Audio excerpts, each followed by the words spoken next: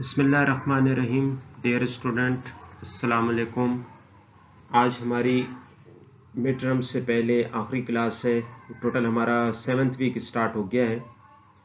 आज की क्लास में हम ये देखेंगे कि जो कुछ अभी तक हमने स्टडी किया है सॉफ्टवेयर आर्किटेक्चर के बारे में, उसके व्यूज़ के बारे में, स्ट्रक्चर्स के बारे में, तो वो सिर्फ कोई खलाई बातें नहीं थी या वैसे ही हमने उनको स्टडी नहीं किया, बल्कि वो एक्चुअल सॉफ्टवेयर डेवलपमेंट में और ख़ास तौर पर जहाँ बहुत बड़े लार्ज अमाउंट ऑफ सॉफ्टवेयर बनते हैं वहाँ पर वो चीज़ें इस्तेमाल होती हैं। तो आज की क्लास में हम एक केस स्टडी को देखेंगे और इसमें देखेंगे कि हमने जो अभी तक आइडियाज़ पढ़े हैं व्यूज़ के और स्ट्रक्चर्स के, तो वो किस तरह से बड़े सॉफ्टवेयर्स के अंदर इस्तेमाल होते हैं। हमारी केस स्टडी का नाम है A7E एवियोनिक्स सिस्टम। A7E आपने अंदाज़ा लगा लिया होगा कि एवियोनिक्स है, तो इसका ताल्लुक एरोप्लेन इंडस्ट्रीज के साथ है। A7E बेसिकली एक एरोप्लेन का नाम है। तो आइए हम इसमें अभी चल के इसकी डिटेल देखते हैं कि A7E के अंदर क्या क्या उसकी सिस्टम की कॉन्फ़िगरेशन क्या थी और किस तरह से उसके अंदर सॉफ्टवेयर कैसे इस्तेमाल हुआ और सॉफ्टवेयर का आर्किटेक्चर क्या था, और उसके अंदर फिर व्यूज़ और स्ट्रक्चर्स जो हम पहले पढ़ चुके हैं। तो बेसिकली आज की क्लास में हम ये देखेंगे कि हमने जो कॉन्सेप्ट्स पिछले वीक्स के अंदर स्टडी किए हैं उनको प्रैक्टिकली इस्तेमाल कैसे किया जाता है। तो इससे आपको वो कॉन्सेप्ट्स भी क्लियर हो जाएंगे और उसके साथ साथ आपको पता भी चलेगा कि ये कॉन्सेप्ट प्रैक्टिकली इस्तेमाल कैसे किए जाते हैं। तो आइए चलते हैं इस A7E को डिटेल में देखते हैं। क्योंकि ये केस स्टडी एक एवियोनिक्स सिस्टम की केस स्टडी है, तो सबसे पहले आइए देख लेते हैं कि एवियोनिक्स होता क्या है। Avionics set of electronic systems on board in an aircraft. एक एरोप्लेन के अंदर, एक एयरक्राफ्ट के अंदर जो पूरा इलेक्ट्रॉनिक्स का सिस्टम होता है उसको एवियोनिक्स सिस्टम कहते हैं। ठीक है, एवियोनिक का मतलब ये है कि एक एरोप्लेन में या एयरक्राफ्ट में जो भी इलेक्ट्रॉनिक्स का सिस्टम है वो तमाम एवियोनिक्स कहलाता है। इसके अंदर क्या क्या चीज़ें इंक्लूड होंगी, तो इसके अंदर कंप्यूटर सिस्टम होगा। आजकल जितने भी एरोप्लेन्स आ रहे हैं उनके अंदर एक कंप्यूटर सिस्टम मौजूद होता है। फिर इसके अंदर होगा नेविगेशन का सिस्टम। नेविगेशन से डायरेक्शन फाइंड आउट होगी कि एरोप्लेन ने जाना किस तरफ है, क्या उसकी मंजिल कहाँ पर है, किस डायरेक्शन में वो जाना जा रहा है, तो वो नेविगेशन सिस्टम उसको गाइड करता है। जैसे अभी हमारे पास जो स्मार्टफोन है इसमें भी हमारे पास नेविगेशन सिस्टम आ गया है। फिर हमारे पास गूगल की भी सर्विसेज मौजूद हैं जो हमें नेविगेशन, हम ऑन रोड जब हम अपनी गाड़ी ड्राइव कर रहे हैं या कहीं पे हम जा रहे हैं तो वहाँ पे भी हम नेविगेशन की सर्विस यूज़ करते हैं ताकि हम अपनी मंजिल तक पहुँच जाएं। तो इस तरह एरोप्लेन के अंदर भी एक नेविगेशन सिस्टम होता है। उसके अंदर बिल्ट इन होता है मुख्तलिफ सेंसर्स की मदद से, और फिर ग्राउंड कम्युनिकेशन की मदद से वो अपनी नेविगेशन कर सकते हैं। देन उसके अंदर होता है ऑटो पायलट। अब लॉन्ग डिस्टेंसेस हैं, पाकिस्तान से यूएस की फ़्लाइट है, तो वो कार की तरह तो पायलट उसके स्टीयरिंग को कंट्रोल नहीं करेगा। एरोप्लेन्स के अंदर एक ऑटो पायलट सिस्टम होता है। ऑटो पायलट का मतलब ये है कि जिस वक्त पायलट उसको इस ऑटो पायलट मोड में एरोप्लेन को डाल देगा तो फिर वो एरोप्लेन खुद से चलेगा। फिर उसको गाड़ी की तरह उसके स्टीयरिंग को कंट्रोल करना, लेफ्ट राइट मोड़ने की ज़रूरत नहीं है। आपने उसको एक डायरेक्शन बता दी, स्पीड बता दी, एल्टीट्यूड बता दिया, और फिर उसके बाद सिस्टम ऑटोमेटिकली एरोप्लेन को खुद ही उड़ाएगा। फिर पायलट रिलैक्स होकर बैठ जाते हैं और एरोप्लेन, क्योंकि बहुत लंबी फ़्लाइट है 20 घंटे 24 घंटे, तो इतने में फिर वो एरोप्लेन खुद ब खुद उड़ता है। तो ये ऑटो पायलट सिस्टम कहलाता है। ठीक है, पायलट उसकी मॉनिटरिंग के लिए बैठे होते हैं लेकिन वो उसको गाड़ी की तरह, कार की तरह कंट्रोल नहीं कर रहे होते। देन फ्लाइट को कंट्रोल करने का सिस्टम है जो फ्लाइट का बैलेंस कंट्रोल करते हैं। फॉर एग्जांपल उसकी स्पीड को कंट्रोल करते हैं, फॉर एग्जांपल उसकी टेक ऑफ लैंडिंग को कंट्रोल करते हैं, फॉर एग्जांपल। देन एनवायरनमेंट को कंट्रोल करने का सिस्टम होगा, ये भी एवियोनिक्स का हिस्सा होता है। यानी मुख्तलिफ सेंसर्स लगे हुए हैं बाहर, एरोप्लेन के बाहर जो एनवायरनमेंट चल रही है, बाहर रेन है, स्टॉर्म है, या बाहर जो है वो बिजली चमक रही है फॉर एग्जांपल, कोई भी वेदर कंडीशन हो गई है बाहर, तो उसको एनवायरनमेंट को कैसे कंट्रोल करना है एरोप्लेन ने। बहुत तेज़ हवा चल रही है तो फिर किस तरह से उसके अंदर अपने जो फ्लाइट के सिस्टम है उसको सही रखना है, तो एनवायरनमेंट के मुताबिक सिस्टम ने अपने आप को हैंडल करना, ये भी एवियोनिक्स का हिस्सा है। फिर उसके बाद कम्युनिकेशन सिस्टम है, यानी आपके जो एरोप्लेन है उसने ग्राउंड के साथ दूसरे एरोप्लेन्स के साथ अपनी कम्युनिकेशन करनी है, और अगर कोई अपनी पैगाम पहुंचाना है या उनसे कुछ चीज़ रिसीव करनी है तो वो कम्युनिकेशन सिस्टम इसका रिस्पॉन्सिबल होगा। ये भी आपके इलेक्ट्रॉनिक्स और एवियोनिक्स के अंदर ही आ जाता है। फिर आपके पास नेक्स्ट आ जाता है इंजन कंट्रोल। ये भी एवियोनिक्स का हिस्सा ही है कि इंजन को कैसे कंट्रोल करना है, कितने इंजन ऑन हैं, ऑफ हैं, उनकी स्पीड क्या चल रही है, उनके अंदर उनकी कंजम्पशन क्या है। तो ये इंजन कंट्रोल भी एवियोनिक्स का हिस्सा है। देन हमारे पास अगर वो एयरक्राफ्ट जो है वो एक फाइटर एयरक्राफ्ट है, तो फिर वहाँ पर हमें वेपन्स की सिलेक्शन का ऑप्शन भी एवियोनिक्स का हिस्सा होता है। क्योंकि हम जो केस स्टडी पढ़ रहे हैं A7E, तो ये बेसिकली एक फाइटर एयरक्राफ्ट है, तो इस वजह से इसमें ये भी हम एवियोनिक्स के हिस्सा है कि वेपन्स की सिलेक्शन करना, कौन से किस्म का वेपन कैरी करके जो ले जा रहा है ये एयरक्राफ्ट, उसमें से कौन सी किस्म का वेपन इसने फायर करना है, तो वो उस वेपन की सिलेक्शन भी इस एवियोनिक्स का हिस्सा है। और फिर वेपन को टारगेट करना, एनिमी जहाँ पर है, कहाँ पर इसने वेपन फायर कहाँ करना है, उसकी टारगेट, ये भी एवियोनिक्स का हिस्सा है।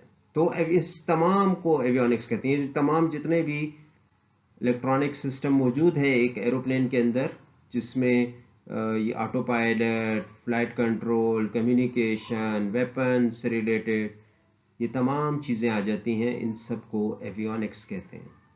तो हम हमारी केस स्टडी भी इसी से रिलेटेड है, एवियोनिक्स सिस्टम के साथ ही हमारी केस स्टडी रिलेटेड है। और हम किस का एवियोनिक्स सिस्टम स्टडी कर रहे हैं? हम A7E एक एरोप्लेन है, एक एयरक्राफ्ट है, हम उसकी एवियोनिक्स सिस्टम को स्टडी कर रहे हैं। हम देखते हैं कि A7E एयरक्राफ्ट क्या था और उसके अंदर उसकी क्या रिक्वायरमेंट्स क्या थी, स्पेसिफिकेशन क्या थी। A7E एयरक्राफ्ट एडवांस फॉर्म है A7C एयरक्राफ्ट की।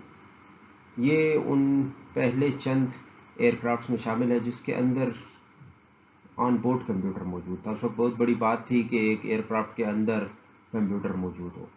तो जब उसके अंदर कंप्यूटर था तो इसका मतलब ये है कि उसके अंदर फिर सॉफ्टवेयर भी होगा, और जब सॉफ्टवेयर होगा तो फिर उसको डिज़ाइन भी किया गया होगा, उसका कोई आर्किटेक्चर भी होगा। तो इसीलिए ये केस स्टडी सिलेक्ट की गई है, क्योंकि हम देखना चाह रहे हैं कि A7E के अंदर जो सॉफ्टवेयर है उसका आर्किटेक्चर क्या है, उसको कैसे डिज़ाइन कैसे किया गया था। और यही हमारे आज का टॉपिक भी है और हमारे इस कोर्स का मकसद भी है। A7E कॉर्सेयर 2 बेसिकली एक फाइटर एयरक्राफ्ट था, जो single seat carrier, single seat मतलब ये है कि उसमें एक ही पायलट के बैठने की जगह थी, कैरियर बेस्ड अटैक एयरक्राफ्ट, और ये वेपन्स को कैरी करके अटैक के लिए इस्तेमाल हो रहा था। बेसिकली इसको डिज़ाइन किया था फॉर यूएस नेवी के लिए इसको डिज़ाइन किया गया, और फिर काफ़ी अरसे तक ड्यूरिंग 1960s, 70s, 80s के अंदर ये बहुत ही एक मकबूल जहाज़ था A7E कॉर्सेयर 2। उसके बाद 90s में फिर F-16 और बाकी और फिर फाइटर प्लेन्स आ गए बाद में, लेकिन इसकी पॉपुलैरिटी की मेन वजह ये थी कि इसके अंदर ऑन बोर्ड कंप्यूटर मौजूद था। फिर इसके अंदर वेपन सिलेक्शन कैसे थी? वेपन सिलेक्शन मैनुअली थी, यानी जो भी एयरक्राफ्ट के अंदर में जो हमारे पास वेपन्स आर्म्स लोड हुए थे उनकी सिलेक्शन मैनुअली की जाती थी। जैसे हमने देखा कि एवियोनिक सिस्टम के अंदर मुख्तलिफ फिर और सिस्टम्स मौजूद होते हैं, तो A7E के एवियोनिक सिस्टम के अंदर नेविगेशन का सिस्टम मौजूद था, जिससे डायरेक्शन का पता चलता है। इसके अंदर फिर हमारे पास इनर्शियल नेविगेशन मौजूद थी, इनर्शिया की इंफॉर्मेशन देने के लिए। इसके अंदर बैकलाइट मैप्स थे, और फिर इसके अंदर रेडार्स और डिफरेंट सेंसर्स थे, जिसकी मदद से एरोप्लेन की डायरेक्शन को फाइंड आउट किया जा सकता है, और जिस डायरेक्शन में उसने जाना है उसमें नेविगेशन के लिए ये सेंसर्स की मदद से नेविगेशन की जाती थी। वेपन्स की या टारगेट्स की सिलेक्शन, उसके लिए मैनुअल एंट्री करनी पड़ती थी। मैनुअली पायलट को खुद से सेलेक्ट करना पड़ेगा कि कौन सा वेपन वो सेलेक्ट कर रहा है। जो यहाँ पे बहुत सारे वेपन्स उस एयरक्राफ्ट के अंदर मौजूद होंगे, तो कौन सा वेपन उसने फायर करना है उसकी सिलेक्शन भी मैनुअल होगी। और फिर टारगेट की सिलेक्शन जो है जिसपे उसने फायर करना है, तो उसकी भी selection with the help of radars होगी। और देन विजुअल सिलेक्शन है वाइल्स हेड्स अप डिस्प्ले। अच्छा, कंप्यूटर लगा हुआ है तो उसका मतलब ये नहीं है कि पायलट को सामने भी देखना है और उसने अपने एयरक्राफ्ट को उड़ाना भी है, और साथ साथ वो नीचे कंप्यूटर स्क्रीन पे भी देख रहा है, ऐसा नहीं है। हेड्स अप डिस्प्ले है। हेड्स अप डिस्प्ले का मतलब ये है कि जहाँ पे वो देख रहा है फ्रंट स्क्रीन कह लें उसको, उसी स्क्रीन के ऊपर ही डिस्प्ले आएगा, पायलट का सर ऊपर ही रहेगा। हेड्स अप का ये मतलब है। और ये इसके बाद जितने भी फाइटर प्लेन्स आ रहे हैं, तो उसमें ये A7E की ही बेस पर हेड्स अप डिस्प्ले आते हैं। तो एक तरह से आपको ऑगमेंटेड रियलिटी मिलती है, यानी रियल भी आपको नज़र आ रहा है, जो आप स्क्रीन के थ्रू पायलट देख रहा है वो उसको रियल में नज़र आ रहा है, और उसके ऊपर ही, उस स्क्रीन के ऊपर ही इंफॉर्मेशन है, या वहीं पे सामने कुछ डिस्प्ले लगा हुआ है, तो eight the same time pilot दोनों चीज़ों को इकट्ठे देख रहा है।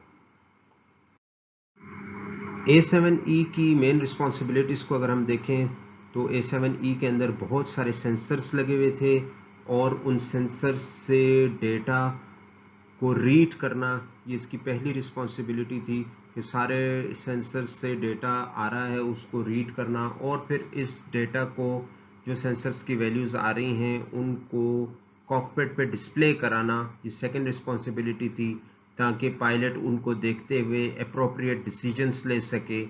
और थर्ड रिस्पॉन्सिबिलिटी ये कि पायलट को वेपन को फायर करने में या टारगेट पे ड्रॉप करने में हेल्प देना, ये इसकी मेन रिस्पॉन्सिबिलिटी थी। याद रहे कि A7E का जो सॉफ्टवेयर है उसका काम एयरक्राफ्ट को उड़ाना नहीं था, एक्चुअली फ्लाई करना नहीं था। आजकल जो हमारे पास लेटेस्ट एयरक्राफ्ट्स आ गए हैं, अब सॉफ्टवेयर उसमें एरोप्लेन को फ्लाई करने में भी हेल्प देते हैं। लेकिन A7E आप इसको कह लें सेमी ऑटोमेटिक था, कई कुछ काम सॉफ्टवेयर कंट्रोल कर रहा था, लेकिन कुछ काम जो पायलट के भी कंट्रोल करने के। तो A7E का जो सॉफ्टवेयर है, जो आज हमारी केस स्टडी का टॉपिक है, वो उसका काम ये नहीं था कि उसकी मदद से वो एयरक्राफ्ट को फ्लाई भी कर रहा होता। एयरक्राफ्ट को फ्लाई करना सॉफ्टवेयर का काम नहीं था। आजकल हमारे पास जितने भी हम देख रहे हैं फाइटर एयरक्राफ्ट्स जो आजकल की जनरेशन में चल रहे हैं, वो उनकी बेस जो है वो A7E कोर्सेयर ही है, उसी से ही वो हेविली इन्फ्लुएंस्ड हुए हुए हैं। उन्हीं का असर इसमें भी नज़र आता है। जैसे मैंने पहले बताया कि हेड अप डिस्प्ले है, और नेविगेशन के जो मोड्स बने हुए हैं, और वेपन डिलीवरी सिस्टम है, ये तमाम इनकी इब्तदा वहीं A7E से ही हुई। उसी की बेस पर आजकल के भी जो करंट फाइटर प्लेन्स हैं वो इसी कोर्सेयर 2 की बेस पर ही बनाए जा रहे हैं, और इसी के मॉडल को फॉलो कर रहे हैं। ओके, अगर हम कंप्यूटर सिस्टम को देखें A7E के अंदर, तो वो बहुत ही रिस्ट्रिक्टेड उसकी कैपेबिलिटीज़ थी। आजकल तो हमारे पास बहुत एडवांस सिस्टम्स आ चुके हैं, लेकिन जैसे मैंने बताया है कि ये एरोप्लेन 1960s और 70s में उस वक़्त इस्तेमाल हो रहा था। तो उस वक़्त की जो टेक्नोलॉजी थी उसके हिसाब से इसके अंदर कंप्यूटर सिस्टम था। क्योंकि उस वक्त टेक्नोलॉजी इतनी एडवांस नहीं थी, इसलिए ये कंप्यूटर सिस्टम भी रिस्ट्रिक्शन उसके अंदर मौजूद है, टाइटली कंस्ट्रेंट कैपेबिलिटीज़ थी इसकी। अगर आजकल के हिसाब से हम कंपेयर करें तो इसकी कैपेबिलिटीज़ बहुत कम थी, रिस्ट्रिक्टेड कैपेबिलिटीज़ थी। दूसरा, इसके अंदर पावर का मसला था, क्योंकि कंप्यूटर आप अगर एरोप्लेन में रख रहे हैं, आइडिया तो अच्छा है, लेकिन उसको फिर पावर कहाँ से हम प्रोवाइड करेंगे। तो एक सोल्यूशन तो ये हो सकता है कि हम उसको बैटरीज की मदद से चलाएं। लेकिन फिर बैटरीज के लिए हमें लॉन्ग, अगर हमने ज़्यादा टाइम के लिए चलाना है कंप्यूटर को तो फिर हमें बैटरीज पावरफुल चाहिए होंगी। फिर बैटरीज को हमें चार्ज करना पड़ेगा, बैटरीज को रिप्लेस करना पड़ेगा, उसके फिर अपने प्रॉब्लम्स हैं। और दूसरा प्रॉब्लम साइज का है। जैसे हमें मालूम है कि पुराने ज़माने में कंप्यूटर बहुत बड़े बड़े साइज के होते थे, तो ये तो single seat single pilot fighter aircraft है, इसमें जगह कम है, इसमें ज़्यादा इसका काम है कि वेपन्स को कैरी किया जाए, ना कि बड़े बड़े कंप्यूटर्स को कैरी किया जाए।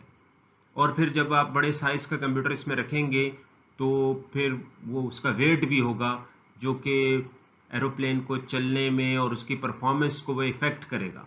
अगर भारी हो जाएगा वजन उसका तो उसकी परफॉर्मेंस पे असर पड़ेगा।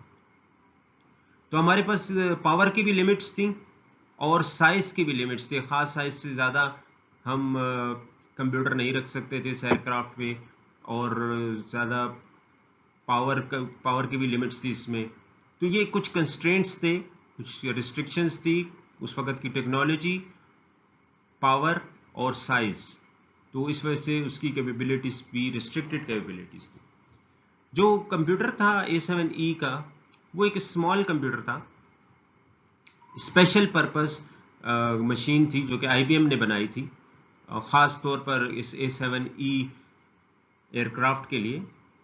और इसके अंदर अगर हम इसकी मेमोरी देख लें, रैम, तो वो सिर्फ 32 KB थी, और वो भी 16 बिट मेमोरी। 32 KB, आप अंदाज़ा लगा लें आजकल हमारे पास GBs और TBs में बात चली गई है, और उस वक़्त मेमोरी 32 KB थी, वो भी 16 बिट। 32 और 64 बिट्स नहीं है, 16 बिट्स है। इतनी कम मेमोरी है तो इसका मतलब ये है कि इसके अंदर फिर हम कंपाइलर्स नहीं रख सकते, क्योंकि मेमोरी कम है ना। तो जब आप कंपाइलर नहीं रख सकते, प्रोग्राम अगर आ भी जाएगा इसमें, वो भी मुश्किल से आ रहा होगा, तो कंपाइलर की कहाँ जगह है। तो हम अगर कंपाइलर्स नहीं रख सकते तो फिर इसका मतलब ये हुआ कि हाई लेवल लैंग्वेजेस भी नहीं यूज़ कर सकते, क्योंकि जब आप हाई लेवल लैंग्वेजेस यूज़ करते हैं प्रोग्रामिंग के लिए तो उनको फिर मशीन रीडेबल बनाने के लिए हमें उसको कंपाइल करना पड़ता है, उसके लिए तो कंपाइलर चाहिए होगा। तो जब हाई लेवल लैंग्वेजेस में हम प्रोग्रामिंग नहीं कर सकते, इसका मतलब ये है कि इन कंप्यूटर्स की फिर प्रोग्रामिंग असेंबली लैंग्वेज में की गई, क्योंकि हमारे पास हाई लेवल लैंग्वेजेस को हम यूज़ नहीं कर सकते। कंपाइलर्स, मेमोरी इतनी कम है कि उसमें हम कंपाइलर्स नहीं रख सकते। हाँ, अलबत्ता ये था कि इस कंप्यूटर के अंदर स्पेशल रजिस्टर्स मौजूद थे, क्योंकि इसमें बहुत सारे सेंसर्स लगे हुए हैं और सेंसर से जो डेटा आ रहा है वो डेटा एनालॉग फॉर्म में है। तो फिर उस डेटा एनालॉग को डिजिटल में कन्वर्ट करके कंप्यूटर्स को फीड किया जाता था ताकि कंप्यूटर उस डेटा को समझ सकें, और कंप्यूटर जो आउटपुट देता था उसको फिर डिजिटल टू एनालॉग कन्वर्टर की मदद से उसको फिर कन्वर्ट किया जाता था, ताकि वो जो और डिवाइसेस हैं, जो एक्चुएटर्स लगे हुए हैं या जो मिसाइल सिस्टम है, उन तक वो डेटा जा सके।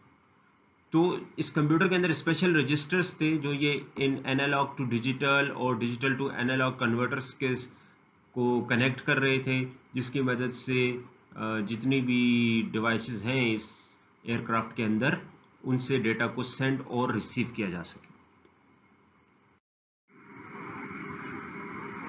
इस A7 से रिलेटेड फिर एक प्रोजेक्ट भी शुरू किया गया, और उस प्रोजेक्ट का नाम भी A7 प्रोजेक्ट रखा गया। अच्छा, मज़े की बात यह है कि फॉरेन में जो इंडस्ट्री होती है वो यूनिवर्सिटी के साथ लिंक्ड होती है। इंडस्ट्री में अपनी भी रिसर्च चल रही होती है, लेकिन वो यूनिवर्सिटीज़ के साथ लिंक होती है। इंडस्ट्री जब कोई नया काम करती है तो वो फिर रिसर्च करने के लिए यूनिवर्सिटी को देती है। तो यूनिवर्सिटी का मेन काम होता है रिसर्च करना, या यूनिवर्सिटी कोई रिसर्च करती है तो वो फिर इंडस्ट्री को देती है कि वो उसको इम्प्लीमेंट कर सके।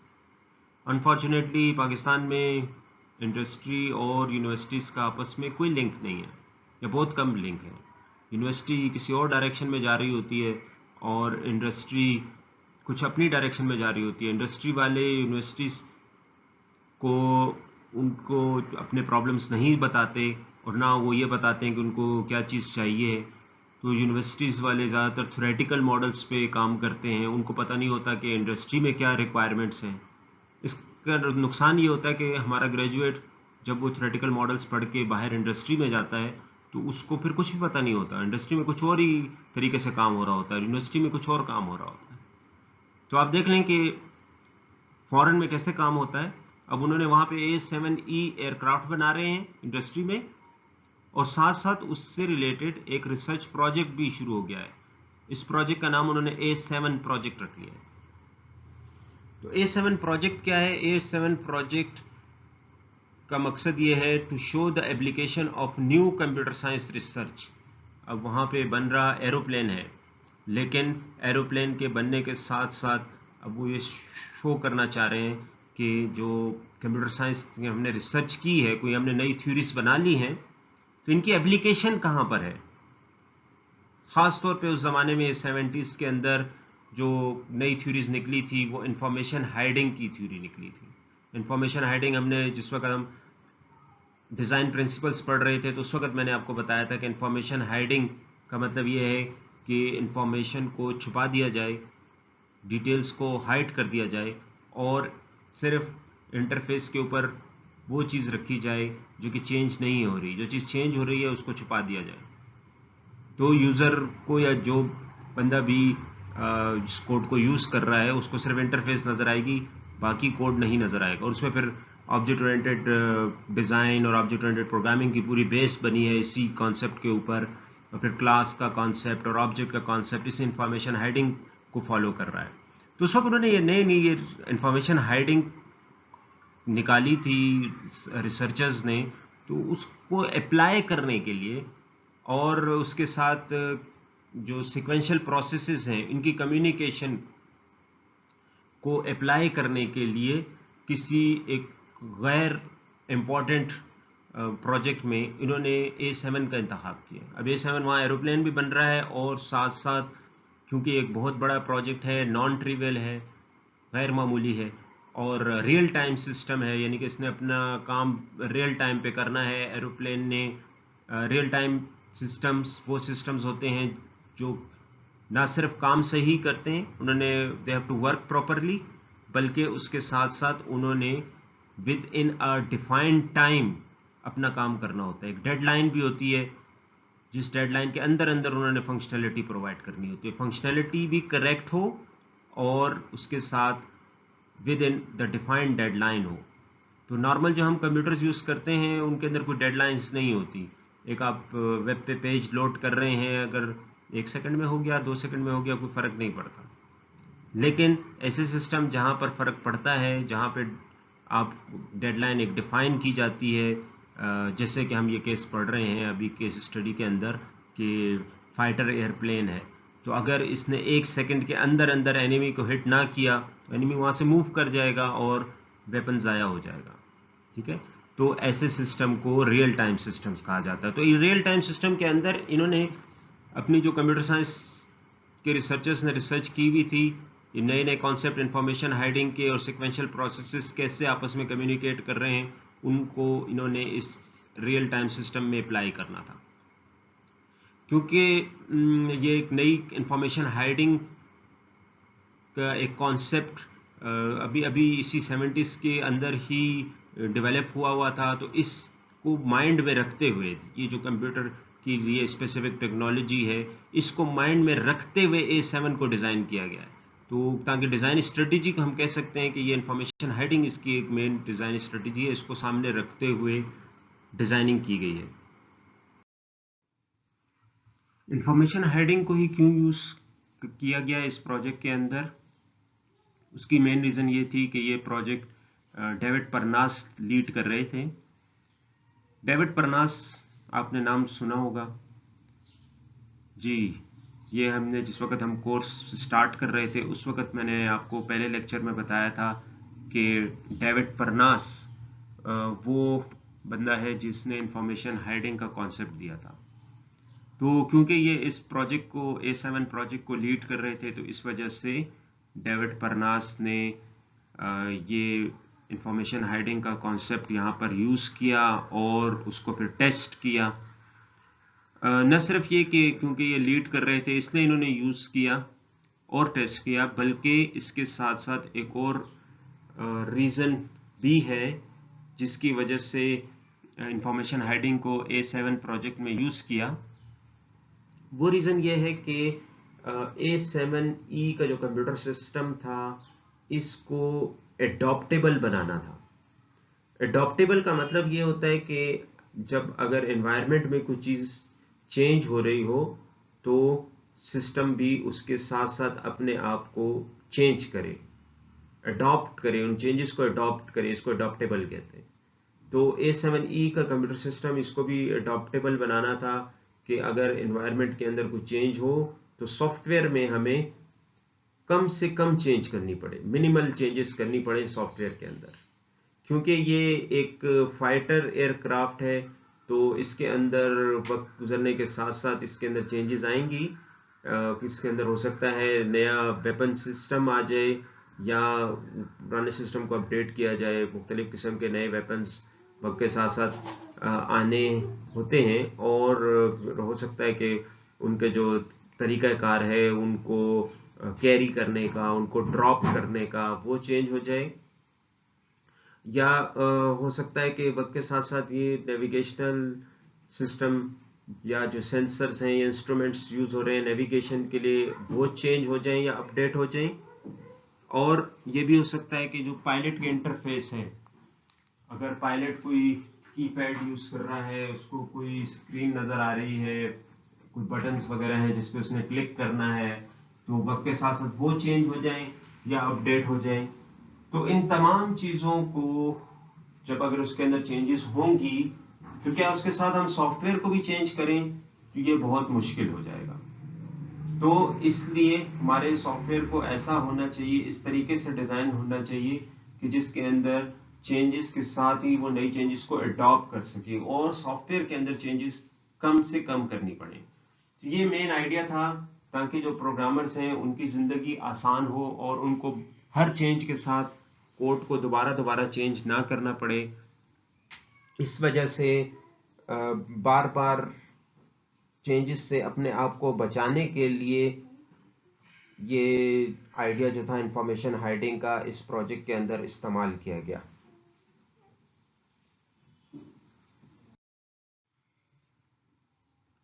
अगर हम A7E के सॉफ्टवेयर आर्किटेक्चर को देखें तो उसके अंदर सॉफ्टवेयर आर्किटेक्चर में इस A7E के 3 स्ट्रक्चर्स मौजूद हैं। आपको याद होगा हमने एक लेक्चर में व्यू मॉडल्स को स्टडी किया था और वहाँ पे हमने स्ट्रक्चर्स को स्टडी किया था। तो यहाँ पे मैं आपको दोबारा रिकॉल कराता जाऊँ कि स्ट्रक्चर कम्बिनेशन ऑफ कंपोनेंट्स होते हैं। कंपोनेंट्स किस तरीके से आपस में इकट्ठे किए जा रहे हैं और उनके दरमियान रिलेशनशिप क्या है, इसको स्ट्रक्चर्स बोलते हैं। ठीक है, हमने SEI का व्यू मॉडल पढ़ा था और वहाँ पे हमने पढ़ा था कि वहाँ पर मुख्तलिफ उसके अंदर स्ट्रक्चर्स को हमने स्टडी किया था। उसमें से एक मॉड्यूल स्ट्रक्चर था, एक कंपोनेंट एंड कनेक्टर स्ट्रक्चर था। तो अगर आपको रिकॉल करना है तो आप वो व्यू मॉडल वाला लेक्चर दोबारा देख लें, वहाँ पे हमने इसको डिटेल में पढ़ा हुआ है। तो A7E का एवियोनिक्स सिस्टम का जो सॉफ्टवेयर आर्किटेक्चर है उसके अंदर 3 आर्किटेक्चर स्ट्रक्चर्स इस्तेमाल हो रहे हैं। एक का नाम है डिकम्पोजिशन, दूसरे का नाम है यूजेस और तीसरे का नाम है प्रोसेस। ये तीनों जो हैं ये इनका स्ट्रक्चर्स ही हैं। पहले फर्स्ट दो जो हैं वो decomposition is a structure of modules, uses is also structure of modules, और फिर प्रोसेस जो है ये एक structure of component and connector है। तो आपको ये आप वहाँ रिकॉल कर लें, बोले लेक्चर दोबारा देख लें कि हमने पढ़ा था कि SEI के अंदर एक मॉड्यूल स्ट्रक्चर होता है। तो ये डिकम्पोजिशन भी मॉड्यूल स्ट्रक्चर है और यूजेस भी मॉड्यूल स्ट्रक्चर है, और फिर तीसरा जो है वो जो प्रोसेस है ये कंपोनेंट एंड कनेक्टर का स्ट्रक्चर है। तो वहाँ पे हमने थ्योरेटिकली देखा था, अब हम प्रैक्टिकली देख रहे हैं कि जब एक सॉफ्टवेयर आर्किटेक्चर डिज़ाइन किया जाता है तो यहाँ पर किस तरीके से इन चीज़ों को इस्तेमाल किया जाता है। तो वहाँ शायद बात आपको थ्योरेटिकली लग रही होगी और शायद अच्छी तरह से समझ ना आई हो, लेकिन यहाँ पे जब आप इसको प्रैक्टिकली इम्प्लीमेंट होता हुआ देखेंगे तो ये कॉन्सेप्ट आपको ज़्यादा अच्छे तरीके से अब समझ आएंगे। तो हम इनको डिटेल में जाके देखते हैं कि डिकम्पोजिशन से और मॉड्यूल से क्या मुराद है। सबसे पहले हमारे पास है मॉड्यूल स्ट्रक्चर। मॉड्यूल कहते हैं एक यूनिट ऑफ फंक्शनैलिटी को, यानी सॉफ्टवेयर का वो हिस्सा जो एक ख़ास फंक्शनैलिटी दे रहा है, आप उसको मॉड्यूल कह सकते हैं। ठीक है, हमारा सॉफ्टवेयर है जो कि बहुत सारे काम कर रहा है, बहुत सारी फंक्शनैलिटी दे रहा है, तो सॉफ्टवेयर का एक हिस्सा जो ख़ास फंक्शनैलिटी दे रहा है उसको मॉड्यूल कहते हैं। दूसरा हिस्सा जो कोई और फंक्शनैलिटी दे रहा है उसको दूसरा मॉड्यूल कहेंगे। तीसरा हिस्से जो एक ख़ास काम कर रहा है उसको तीसरा मॉड्यूल कहेंगे। तो यहाँ पर मॉड्यूल स्ट्रक्चर को हम कह सकते हैं कि सॉफ्टवेयर का वो पार्ट, सॉफ्टवेयर का वो हिस्सा जो एक ख़ास किस्म का काम कर रहा है उसको मॉड्यूल कहते हैं। मॉड्यूल को आप वर्क असाइनमेंट भी कह सकते हैं, यानी आप एक प्रोग्रामर को जितना काम देते हैं या एक प्रोग्रामर, सिंगल प्रोग्रामर कितना काम कर सकता है उसको मॉड्यूल कह सकते हैं। या अगर हम इंफॉर्मेशन हाइडिंग की टर्म्स में बात करें तो module is a unit of abstraction. इतना काम जिसको आप एक सेपरेट कर सकते हैं, जिसको आप जिसकी इंफॉर्मेशन को हम छुपा सकते हैं। तो इस तरह हम अपने पूरे सॉफ्टवेयर के अंदर फंक्शनैलिटी वाइज डिवीजन करेंगे और उसके अंदर मुख्तलिफ मॉड्यूल्स बना लेंगे। यानी जो सॉफ्टवेयर का एक पोर्शन एक काम कर रहा है वो एक मॉड्यूल हो गया, और दूसरा पोर्शन जो दूसरा काम कर रहा है वो दूसरा मॉड्यूल हो गया। इस तरह से हमें अपने जो सॉफ्टवेयर है उसकी फंक्शनैलिटी को हम अलग अलग कर सकते हैं और सॉफ्टवेयर सिस्टम के हर एक पार्ट को हम अलग अलग कर सकते हैं, एक दूसरे से जुदा कर सकते हैं।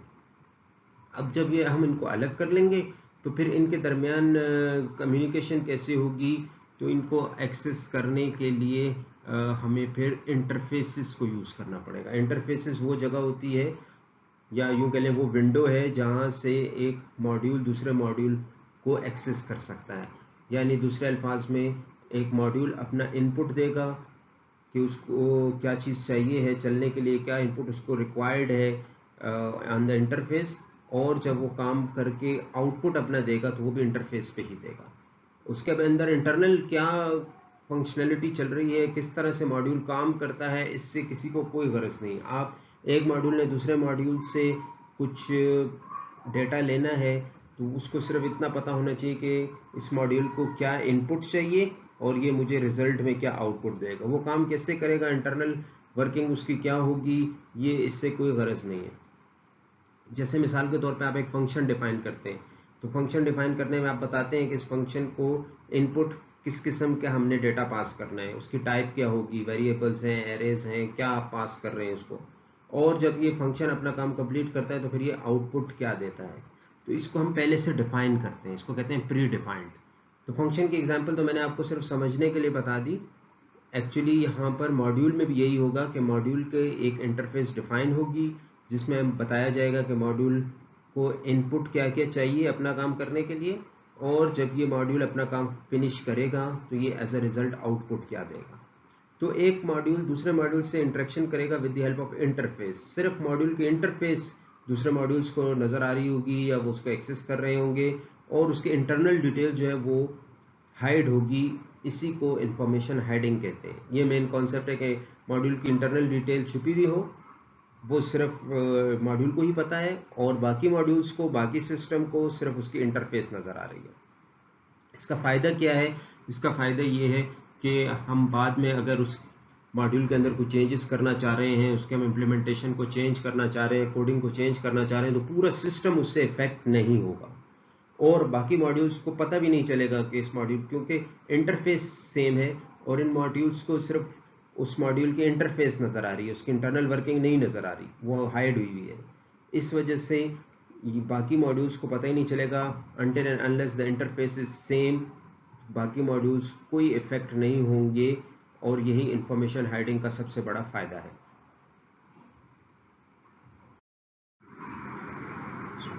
मॉड्यूल्स जब हम इतने सारे बना रहे हैं, यानी हमने डिफाइन कर दिया कि हमारे सॉफ्टवेयर के अंदर मुख्तलिफ फंक्शनलिटीज़ हैं। सपोज़ हमारा सॉफ्टवेयर 8-10 फंक्शनलिटीज़ दे रहा है, तो हमने उन 8-10 फंक्शनैलिटीज़ के लिए अलग अलग से 8-10 मॉड्यूल्स बना दिए। ये तो छोटा सॉफ्टवेयर है। अब हम अगर केस कंसिडर करें A7E का, जो कि जिसके अंदर बहुत सारे सेंसर्स लगे हुए हैं और वो बहुत सारी फंक्शनैलिटी वो सॉफ्टवेयर प्रोवाइड कर रहा है, तो उसमें सोचें कितने मॉड्यूल्स होंगे। तो इन मॉड्यूल्स, और फिर ये भी हो सकता है कि एक मॉड्यूल के अंदर फर्दर और मॉड्यूल्स हो, सब मॉड्यूल्स भी हो। तो इन सारे मॉड्यूल्स को डॉक्यूमेंट करने के लिए हमें फिर एक गाइड बनानी पड़ती है जिसको मॉड्यूल गाइड कहते हैं। The document produced to record the division of software into modules is known as module guide. हम एक डॉक्यूमेंट बनाएंगे जिसके अंदर हम ये स्पेसिफाई करेंगे कि हमारे सॉफ्टवेयर में मॉड्यूल ए है, और एक मैं वैसे एग्जांपल के लिए कह रहा हूँ, उसका बाकायदा नाम होगा। मॉड्यूल ए है, इसका ये काम है। मॉड्यूल बी है, इसके ये काम है। मॉड्यूल सी है। आपने जितने भी मॉड्यूल्स अपने सॉफ्टवेयर में बनाए हैं उनके आप काम लिखते जा रहे हैं, उनकी फंक्शनैलिटी लिखते जा रहे हैं कि पहला मॉड्यूल ये काम करता है, दूसरा मॉड्यूल ये काम करता है, तीसरे मॉड्यूल की ये फंक्शनैलिटी है। ये जिस डॉक्यूमेंट में आप लिख रहे हैं उस डॉक्यूमेंट को मॉड्यूल गाइड कहते हैं। तो जैसे मैंने बताया कि हो सकता है कि एक मॉड्यूल बहुत बड़ा हो और उस मॉड्यूल के अंदर फिर हमें फर्दर हम उसको और छोटे छोटे मॉड्यूल्स में डिवाइड कर सकते हैं, इसको सब मॉड्यूल्स कहेंगे। और ये भी हो सकता है कि सब मॉड्यूल फिर बड़ा हो, उसको मजीद सब के भी सब आप मॉड्यूल्स में डिवाइड कर दें। तो ये सारी इंफॉर्मेशन भी गाइड के अंदर, मॉड्यूल गाइड में होनी चाहिए कि ये ए मॉड्यूल है, उसके अंदर फिर ये सब मॉड्यूल है, सब के भी अंदर और सब मॉड्यूल है। तो ये सारे हमने अपने सॉफ्टवेयर को इस तरह से डिवाइड करना है और उसकी डॉक्यूमेंटेशन होगी। उसके लिए हम एक मॉड्यूल गाइड बनाएंगे। ये प्रोसीजर फॉलो किया गया था A7E सॉफ्टवेयर जब उनका आर्किटेक्चर बना रहे थे उसके लिए, तो उसमें उन्होंने ये इस तरह से फॉलो किया। और हमें भी अगर मॉड्यूल स्ट्रक्चर को हम फॉलो कर रहे हैं तो हमें मॉड्यूल गाइड बनानी पड़ेगी। So for large programs we must think how the work will be divided into units. तो आपने जब एक अब बहुत बड़ा एक सॉफ्टवेयर डिज़ाइन कर रहे हैं तो उसके अंदर हम अगर मॉड्यूल स्ट्रक्चर्स की बात कर रहे हैं तो हमें सबसे पहले ये सोचना पड़ेगा कि हम अपने सिस्टम को कैसे डिवाइड करें। मॉड्यूल्स के अंदर, यूनिट्स के अंदर हम अपने सॉफ्टवेयर के कैसे हिस्से बनाएं, जो एक हिस्सा, एक मॉड्यूल एक खास काम कर रहा है, दूसरा हिस्सा ये वाला काम करेगा, तीसरा हिस्सा ये वाला काम करेगा। इसी को डिजाइनिंग कहते हैं। और फिर जब हमने बना दिया कि हमारे ये मॉड्यूल्स के अंदर 8-10 मेन यूनिट्स हैं और उसके अंदर फिर सब मॉड्यूल्स हैं और फिर सब के भी सब मॉड्यूल्स हैं फॉर एग्जांपल, अब ये मॉड्यूल्स आपस में इंटरेक्ट कैसे करेंगे। इंटरेक्ट का मतलब ये है कि ये मॉड्यूल्स, कोई एक मॉड्यूल दूसरे मॉड्यूल को डेटा भिजवाएगा, दूसरा मॉड्यूल किसी और से इंटरेक्शन करेगा, तो डेटा आपस में इनपुट आउटपुट होंगे। इसको ये भी डिज़ाइन का हिस्सा है। यानी पहले नंबर पे आपने बताना है कि सिस्टम को आपने डिवाइड करके मॉड्यूल्स की शक्ल दे दी कि 8-10 मॉड्यूल्स बना दिए, उसमें सब मॉड्यूल्स बना दिए, और सेकंड नंबर पे फिर ये बता दिया कि इनके दरमियान इंटरेक्शन कैसे हो रही है। अब यहाँ पे हमारे पास दो किस्म की रिलेशनशिप्स हैं जो एक मॉड्यूल्स के दरमियान हो सकते हैं। पहले रिलेशनशिप का नाम है इज अ सब मॉड्यूल ऑफ, यानी मॉड्यूल ए इज अ सब मॉड्यूल ऑफ मॉड्यूल बी। इसका मतलब ये हुआ कि मॉड्यूल ए मॉड्यूल बी का हिस्सा है, मॉड्यूल बी बड़ा है और मॉड्यूल ए उसके अंदर हिस्सा है, उसका पार्ट है। तो एक रिलेशन तो ये हो सकता है दो मॉड्यूल्स के दरमियान कि एक मॉड्यूल दूसरे मॉड्यूल का पार्ट हो।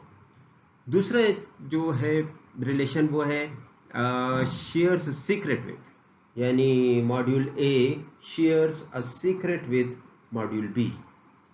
इसका मतलब ये मैंने आपको पिछली स्लाइड में बताया है कि एक मॉड्यूल की इंटरनल जो डिटेल्स होती हैं वो हाइड होती हैं, वो बाकी मॉड्यूल्स को पता नहीं होती, सिर्फ उसकी इंटरफेस बाकी मॉड्यूल्स को नज़र आ रही होती है, जो इंफॉर्मेशन हाइडिंग का मेन कॉन्सेप्ट है।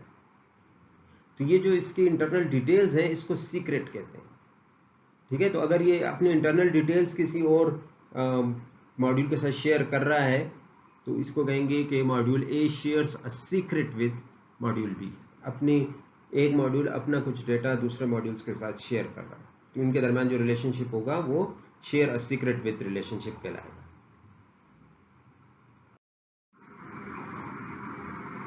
फिर हमारे पास अगर हम ये तो अभी हमने जर्नल देख लिया कि मॉड्यूल स्ट्रक्चर होता क्या है, थोड़ा सा हमने उसको रिकैप किया।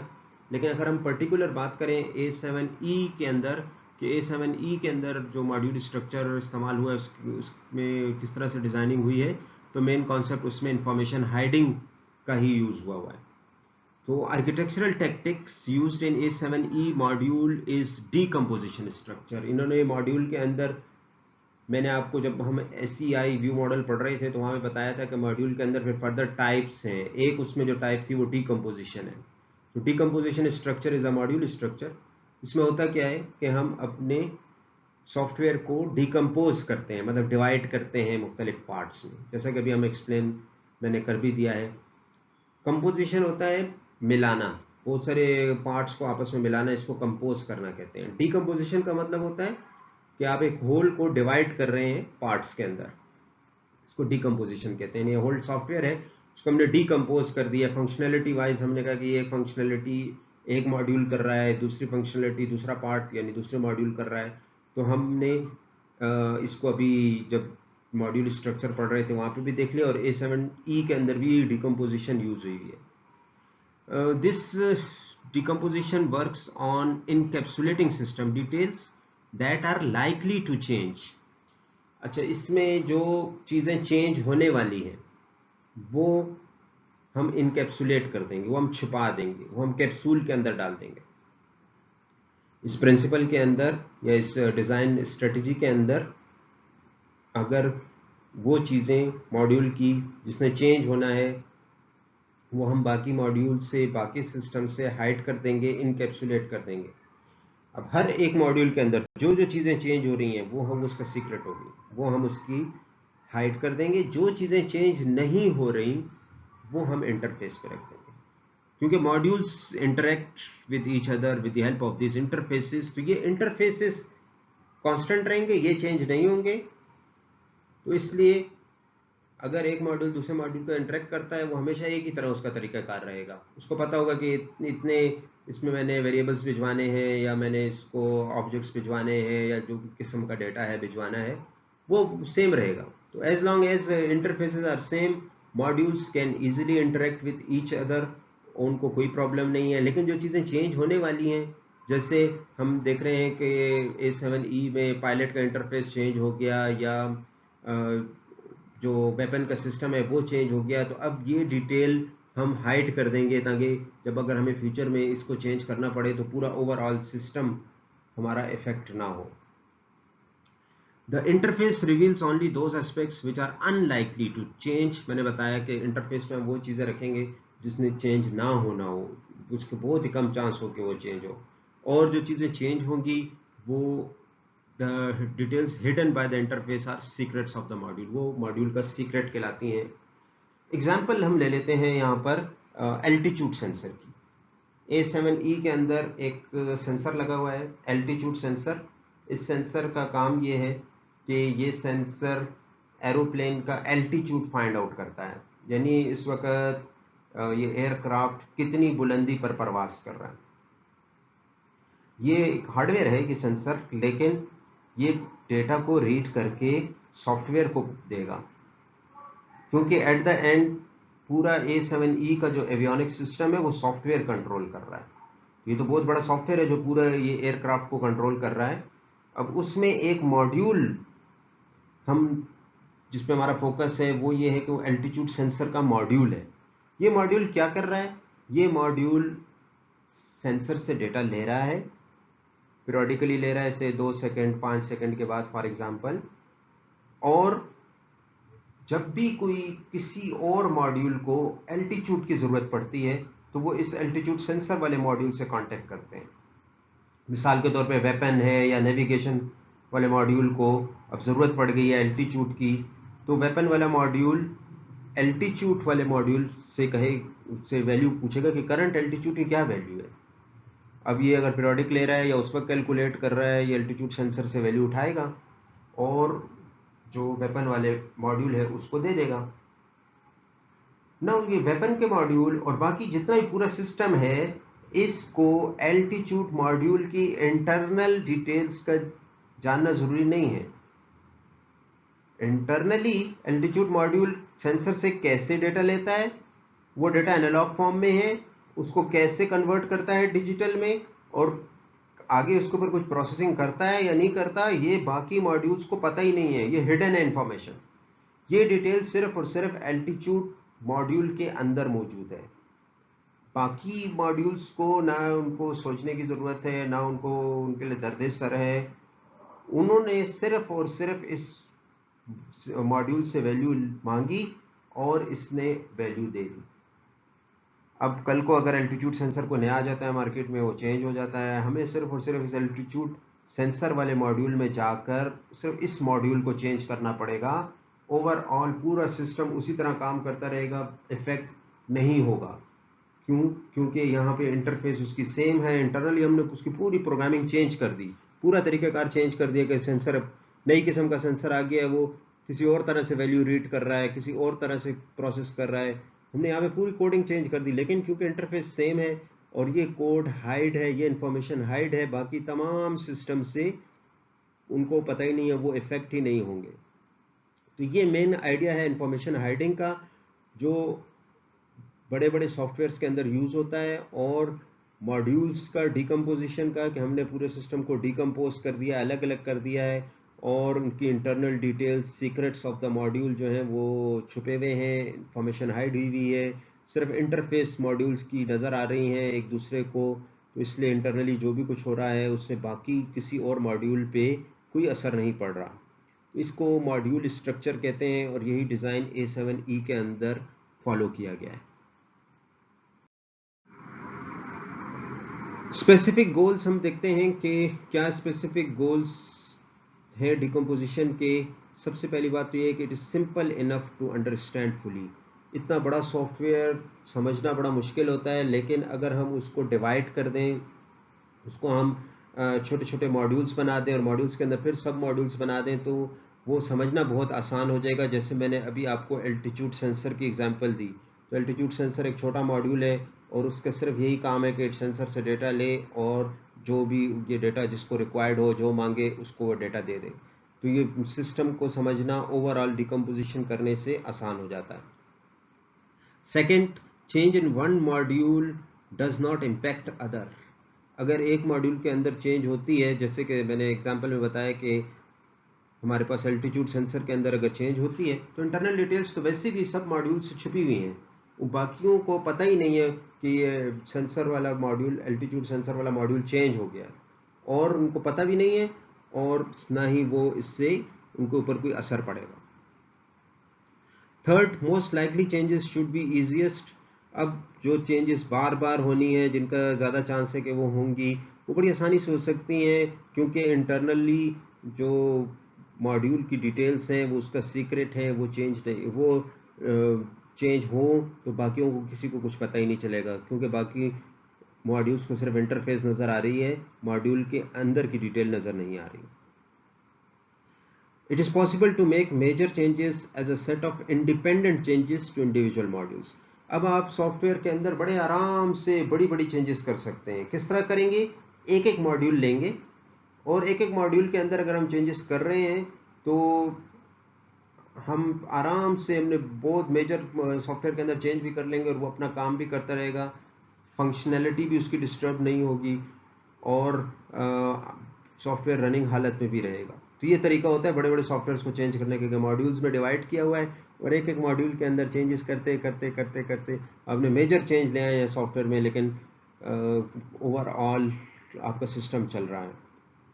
तो अगर इंटरफेसेस चेंज नहीं हो रही, as long as the interfaces are not changed, any combination of old and new modules should run.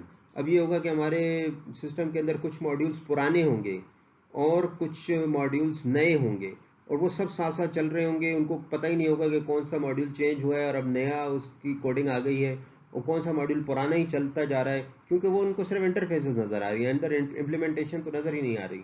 इस वजह से वो उनको पता ही नहीं चलेगा कि कौन सी मॉड्यूल कोई नया और पुराना सारे मिलकर चल रहे होंगे at the same time. Module decomposition को हम फर्दर स्टडी करते हैं। Applying information hiding to a large system would end up with great many modules. जब आप ये इंफॉर्मेशन हाइडिंग का प्रिंसिपल अप्लाई करते हैं लार्ज सिस्टम में, उससे ये होगा कि फिर हमारे सिस्टम के अंदर बहुत सारे मॉड्यूल्स बन जाएंगे। आपने फंक्शनैलिटी को देखा कि इस सॉफ्टवेयर क्या क्या फंक्शनैलिटी दे रहा है, क्या क्या काम कर सकता है, और उस फंक्शनैलिटी के बेस पर आपने मुख्तलिफ मॉड्यूल्स बना दिए कि 1 2 3 4 ये वाले सारे मॉड्यूल्स हैं जो कि इस सॉफ्टवेयर के अंदर होंगे। फिर क्योंकि हमने मॉड्यूल्स बहुत सारे बन गए हैं अब हमारे पास, तो फिर हमें एक गाइड चाहिए होगी, module guide. A guide would only be helpful to those who are familiar with the system. तो सिस्टम के साथ जो काम कर रहे हैं उनके लिए गाइड बड़ी हेल्पफुल रहेगी, और वो गाइड में देख सकते हैं कि उनको ओवरऑल पिक्चर नज़र आ जाएगी कि इस सॉफ्टवेयर की कैसे डिकम्पोजिशन की गई है, कौन कौन से मॉड्यूल्स बनाए गए हैं, और हर मॉड्यूल के अंदर कुछ सब मॉड्यूल्स हैं या नहीं है, और कौन सा मॉड्यूल क्या काम कर रहा है। लेकिन ये बताता जाऊं कि applying decomposition is not always easy. ये हमेशा आसान नहीं होता, इतना आसान नहीं है कि हम सॉफ्टवेयर को बस डिवाइड कर दें मॉड्यूल्स के अंदर। ये एक कोशिश ज़रूर है, it is an attempt to lower the expected cost of software. Software की कॉस्ट ज़्यादातर जो आती है वो उसकी मेंटेनेंस पे आती है। तो अगर आपने इसको प्रॉपरली डिज़ाइन किया हुआ है और इस तरह उस पर डिकम्पोजिशन की हुई है, तो उसकी प्रॉपर एक गाइड बनाई हुई है, हर गाइड में लिखा हुआ है कि कौन सा मॉड्यूल क्या क्या काम कर रहा है, तो फ्यूचर में जब सॉफ्टवेयर इम्प्लीमेंट हो जाएगा तो उसके बाद उसकी मेंटेनेंस आसान होगी। और अगर आपने सब कुछ इकट्ठा करके एक ही खिचड़ी बनाई हुई है तो फिर बाद में उसके ऊपर मेंटेनेंस उसके बड़ी मुश्किल हो जाएगी, मेंटेनेंस कॉस्ट बड़ी ज़्यादा आएगी। तो इस वजह से ये कोशिश है डिकम्पोजिशन की मदद से कि हम हमारे पास जो एक्सपेक्टेड कॉस्ट है सॉफ्टवेयर की उसको हम कम से कम करें। अगर हम अलग अलग से डिकम्पोज कर देते हैं सॉफ्टवेयर को तो टेस्टिंग भी आसान होगी, प्रोग्रामिंग भी आसान होगी, और मेंटेनेंस भी आसान होगी। अगर सब कुछ हमने इकट्ठा कर दिया सबको, तो फिर इन तीनों चीज़ों पे कॉस्ट भी आएगी और पैसा भी खर्च होगा। Such estimates are necessarily based on experience. तो ये डिकम्पोजिशन भी और ये जो एस्टिमेट्स हैं ये भी आहिस्ता आहिस्ता ही इंसान को समझ आते हैं, एक्सपीरियंस पे। ये नहीं होगा कि आप पहले ही प्रोजेक्ट करें और उसमें आप मॉड्यूल्स को बहुत शानदार तरीके से डिकम्पोज कर देंगे। Aahista Aahista with passage of time आपको तरीका आएगा कि किस तरह से आप मॉड्यूल्स को कैसे डिकम्पोज कर सकते हैं सिस्टम को मॉड्यूल्स के अंदर, और फंक्शनैलिटी वाइज हम कैसे डिवीजन कर सकते हैं ओवरऑल सिस्टम की कि हम उसके अंदर मॉड्यूल्स बना सकें।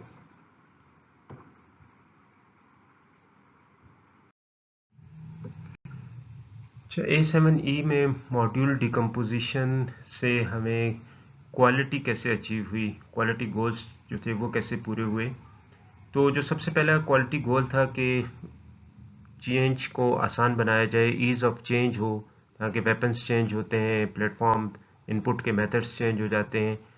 तो उसको इस गोल को अचीव किया गया with the help of information hiding modules, और सिस्टम को डिकम्पोज किया गया मॉड्यूल्स की शक्ल में।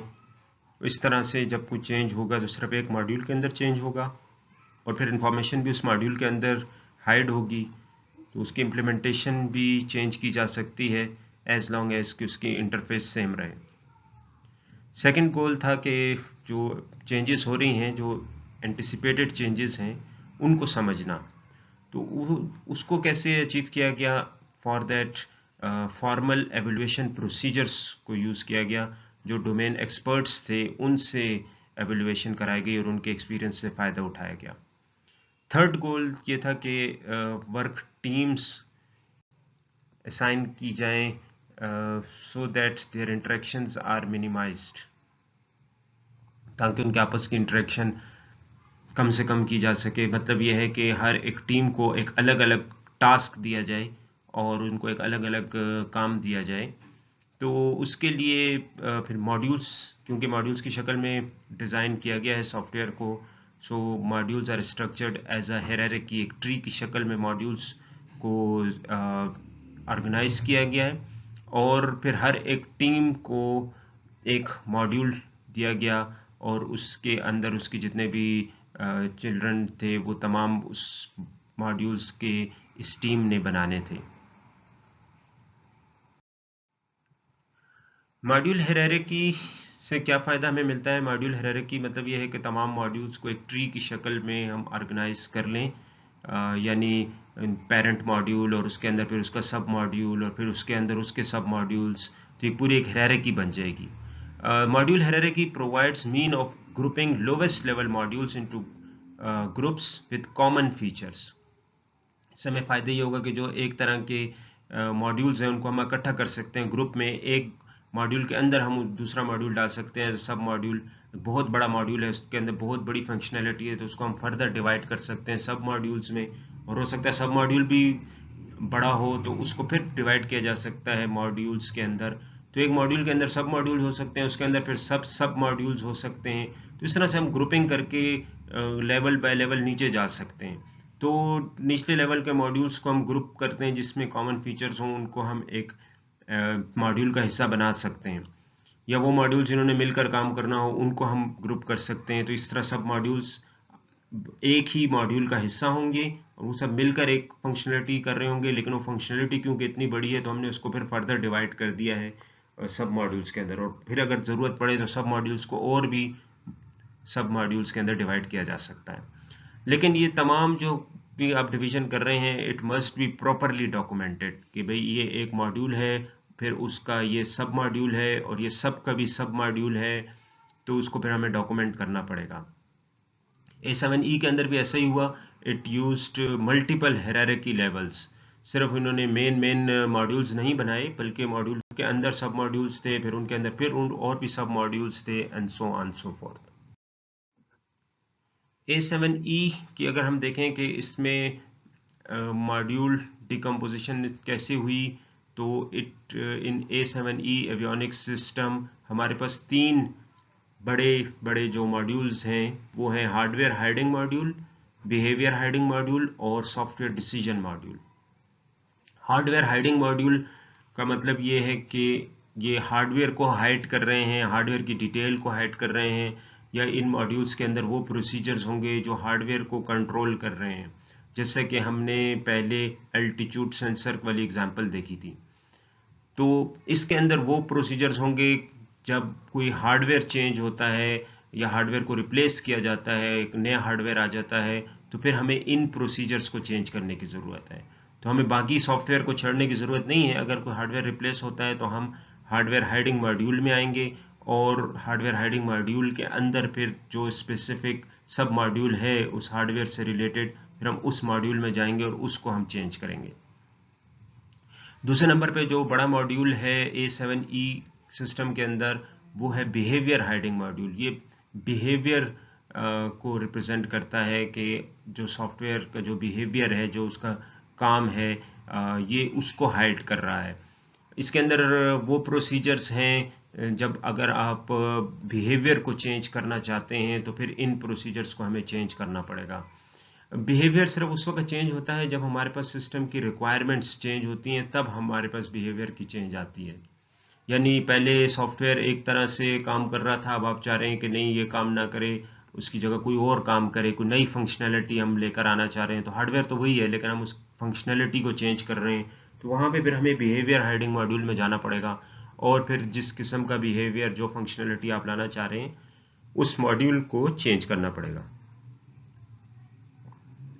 देन थर्ड नंबर पे हमारे पास है सॉफ्टवेयर डिसीजन मॉड्यूल। इसके अंदर सॉफ्टवेयर की क्वालिटी से रिलेटेड जो प्रोसीजर्स हैं वो यहाँ पर मौजूद होंगे। यानी हमें अगर कुछ प्रोग्रामिंग कंसिडरेशंस को चेंज करना पड़े तो उससे रिलेटेड प्रोसीजर्स यहाँ पर होंगे। फॉर एग्जांपल, आपने पहले जिस तरह प्रोग्रामिंग की हुई थी जिस एल्गोरिदम के तहत, वो अब उससे एक अच्छा एफिशिएंट एल्गोरिदम आ गया है टाइम एंड स्पेस वाइज, तो आप एल्गोरिदम को चेंज करना चाह रहे हैं, या आपके प्रोग्राम की एक्यूरेसी पहले अच्छी नहीं थी, अब आप सॉफ्टवेयर की एक्यूरेसी को अच्छा करना चाह रहे हैं, तो दोबारा से आप प्रोग्रामिंग करना चाह रहे हैं, दोबारा लिखना चाह रहे हैं, तो एल्गोरिदम चेंज कर रहे हैं या कोड को चेंज कर रहे हैं, तो फिर आप सॉफ्टवेयर डिसीजन वाले मॉड्यूल के अंदर आएंगे और वहाँ पर इसके अंदर इन जो प्रोसीजर्स हैं उनको हम चेंज करेंगे। दूसरा स्ट्रक्चर है जिसका नाम है यूजेस स्ट्रक्चर। यूजेस स्ट्रक्चर भी मॉड्यूल स्ट्रक्चर की ही एक टाइप है। The uses structure supplies authoritative picture of how the software modules interact। जैसे कि उसके नाम से जाहिर हो रहा है कि ये स्ट्रक्चर बताता है कि मॉड्यूल्स कैसे इस्तेमाल कैसे हो रहा है, उसकी इंटरेक्शन कैसे हो रही है।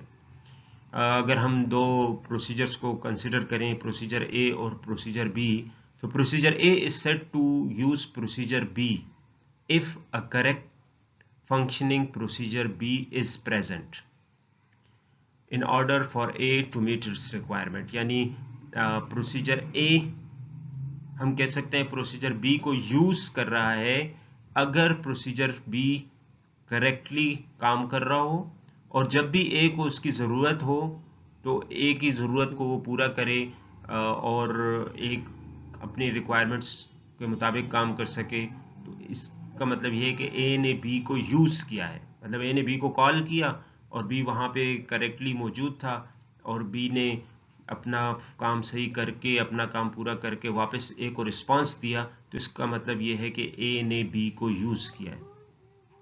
Uses basically describes the relationship between procedures. जो दो प्रोसीजर्स हैं उनके दरमियान रिलेशनशिप को ये यूजेस डिस्क्राइब करता है। ये प्रोसीजर्स एक मॉड्यूल का हिस्सा भी हो सकते हैं।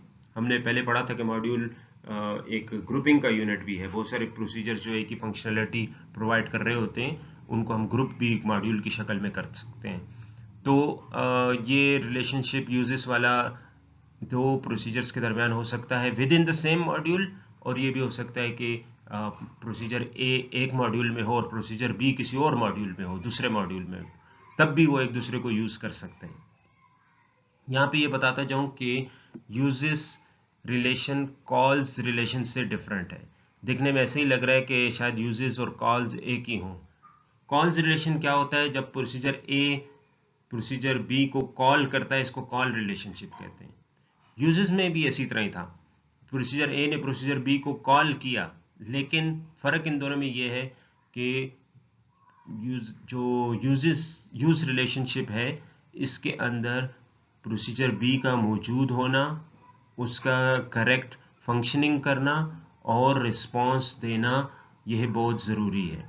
कॉल में ये होता है कि प्रोसीजर ए ने बी को कॉल किया, अभी मौजूद है नहीं है, काम सही कर रहा है नहीं कर रहा, वो उसको रिस्पांस दे रहा है या नहीं दे रहा, लेकिन स्टिल ये रिलेशनशिप कॉल का होगा। ए ने बी को कॉल किया, बी ने आगे से काम किया या नहीं किया, या वो करेक्ट फंक्शनिंग हालत में नहीं था, लेकिन ए ने बी को कॉल किया।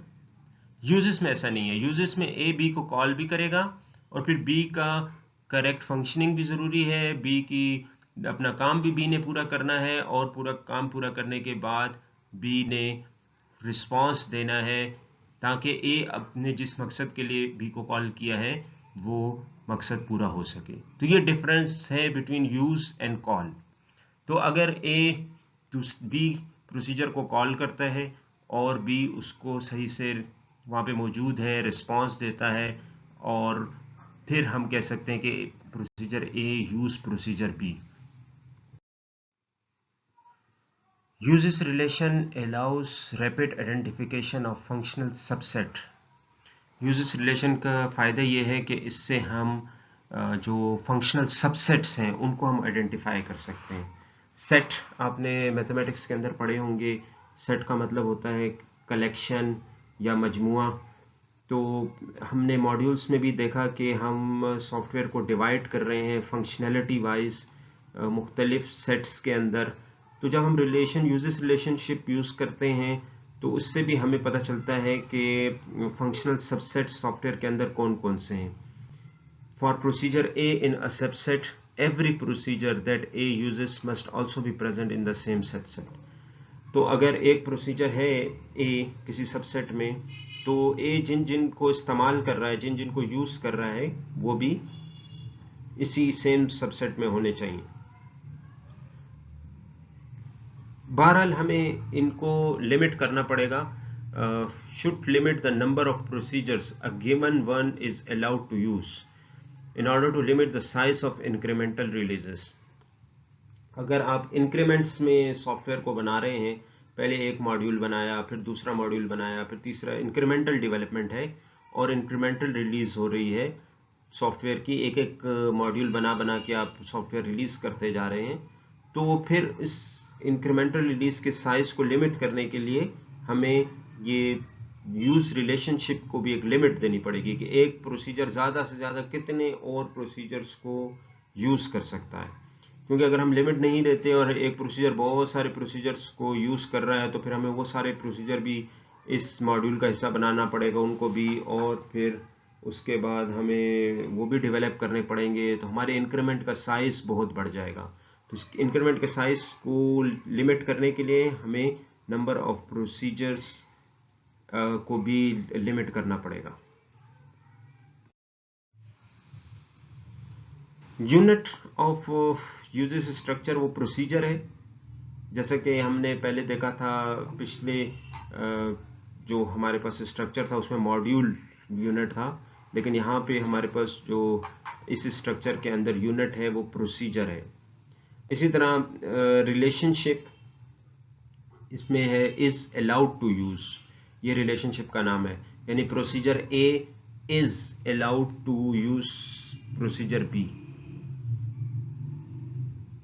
एक मॉड्यूल के अंदर जितने भी प्रोसीजर्स होंगे उनके अंदर उनके ऊपर सेम यूजेज रिस्ट्रिक्शंस लगेंगी। आप शॉर्ट हैंड में इनको रिप्रेजेंट करने के लिए मॉड्यूल का नाम भी प्रोसीजर के नाम के साथ लिख सकते हैं, लेकिन एक मॉड्यूल में जितने प्रोसीजर्स होंगे उन सब के ऊपर एक ही तरह की रिस्ट्रिक्शंस होंगी। जैसे हमने देखा था वहाँ पर कि हम एक मॉड्यूल गाइड बनाते हैं ताकि मॉड्यूल्स को हम डॉक्यूमेंट कर सकें। इसी तरह यूजेस स्ट्रक्चर को डॉक्यूमेंट करने के लिए हम एक बाइनरी मैट्रिक्स बनाते हैं। मैट्रिक्स आप जानते हैं उसमें रोज एंड कॉलम्स होती हैं, तो यहाँ पर भी इस मैट्रिक्स में भी रोज एंड कॉलम्स होंगी, और हर रो हर कॉलम में हम प्रोसीजर्स जितने भी हैं हमारे सिस्टम के वो हम रिप्रेजेंट करेंगे। तो हम फिर यूं लिख सकते हैं कि एलिमेंट एम एन, अगर इस स्टेटमेंट को हम ट्रू मान लें तो इसका मतलब ये है कि ये प्रोसीजर है एम, ये भी दूसरा प्रोसीजर है एन, और अगर ये स्टेटमेंट ट्रू है तो इसका मतलब ये है कि एम प्रोसीजर एन प्रोसीजर को यूज कर रहा है। अगर ये फॉल्स है तो इसका मतलब फिर ये यूज नहीं कर रहा, लेकिन एम एन का मतलब ये समझा जाएगा कि प्रोसीजर एम प्रोसीजर एन को यूज कर रहा है। A7E के अंदर यूजेस स्ट्रक्चर्स ने कैसे क्वालिटी गोल्स को अचीव किया, तो क्वालिटी गोल्स क्या थे यहाँ पर, वो ये थे कि incremental build and test system functions, जितने भी फंक्शंस हैं A7E के उनको इंक्रीमेंटली बनाया जाए पहले इंक्रीमेंट्स में पार्ट्स में, और फिर उसके बाद उसको टेस्ट भी किया जाए। तो इस गोल को कैसे अचीव किया गया, इस गोल को अचीव किया गया इस रिलेशनशिप की मदद से। Create is allowed to use structure for programmers that limit procedures each can use. इन्होंने एक खास किस्म का स्ट्रक्चर बनाया इस अलाउड टू यूज, और फिर उसकी मदद से उन्होंने प्रोसीजर्स को लिमिट किया कि एक प्रोसीजर ज़्यादा से ज़्यादा कितने और प्रोसीजर्स को यूज कर सकता है। Design for platform change second goal था। इसको कैसे अचीव किया गया, इसको अचीव किया गया by restricting the number of procedure that use platform directly. जब ऐसा हमने डिज़ाइन बनाना है कि जो प्लेटफॉर्म इंडिपेंडेंट हो, तो फिर या प्लेटफॉर्म अगर चेंज भी हो जाता है तब भी हमारा डिज़ाइन और सॉफ्टवेयर हमारे उसमें इतने हम चेंजेस ना करें। इसको अचीव किया गया by restricting the number of procedures. जो नंबर ऑफ प्रोसीजर्स जो डायरेक्टली प्लेटफॉर्म को यूज कर रहे थे उनको कम से कम रखा गया, ताकि अगर प्लेटफॉर्म चेंज भी हो जाए तो फिर हमें सॉफ्टवेयर के अंदर इतनी चेंजेस ना करनी पड़े। बहुत कम प्रोसीजर ऐसे हों जो प्लेटफॉर्म पे डिपेंड कर रहे हों। हार्डवेयर अगर चेंज हो जाता है, प्लेटफॉर्म चेंज हो जाता है, कंप्यूटर चेंज हो जाता है, तो हमें बहुत कम प्रोसीजर्स के अंदर चेंजेस करनी पड़े। आप देख रहे हैं कि कितनी ये डिज़ाइन कंसिडरेशंस इनको बोलते हैं कि डिज़ाइन करते वक्त, सॉफ्टवेयर को डिज़ाइन करते वक्त कितनी बहुत सी चीज़ों का ख्याल रखा जाता है। तो ये इसलिए है ताकि बाद में जब हमारे पास सॉफ्टवेयर डेवलप हो जाए उसके बाद मसले ना आए। सॉफ्टवेयर डेवलप करना तो आसान है, लेकिन अगर आपने इन सारी कंसिडरेशंस को सामने रखा तो फिर उसकी मेंटेनेंस आसान हो जाएगी। बाद में फिर जो डेवलपर्स हैं और जो मेंटेनर्स हैं उनके लिए प्रॉब्लम्स कम हो जाएगी। थर्ड गोल था कि produce usages guidelines guidance for manageable size. तो इसको कैसे अचीव किया गया? Where appropriate define uses to be the relationship among modules. जहाँ जहाँ पॉसिबल था मॉड्यूल्स के दरमियान भी यूजेस रिलेशनशिप को रिप्रेजेंट किया गया है। इससे ये पता चला कि हमारे पास जो कौन सा सॉफ्टवेयर का हिस्सा है या मॉड्यूल है जो दूसरे मॉड्यूल को यूज़ कर रहा है, तो हम एक साइज, मैनेजेबल साइज यूजेज का हम वो डिफाइन करने के काबिल हो गए। तीसरा और आखिरी स्ट्रक्चर जो है वो प्रोसेस स्ट्रक्चर है। आप देख रहे हैं कि हम ना सिर्फ केस स्टडी को देख रहे हैं बल्कि साथ साथ हमने ये 3 स्ट्रक्चर्स, मॉड्यूल और इसके बाद यूजेस और फिर हमने प्रोसेस स्ट्रक्चर, इसको भी हमने इस लेक्चर के अंदर रिवाइज भी कर लिया है। तो जिसको पहले वहाँ पर जो हम व्यू मॉडल्स पढ़ रहे थे, जिस स्टूडेंट को समझ ना आए हो, तो आई होप कि आपको इस लेक्चर में अब समझ आ गए होंगे।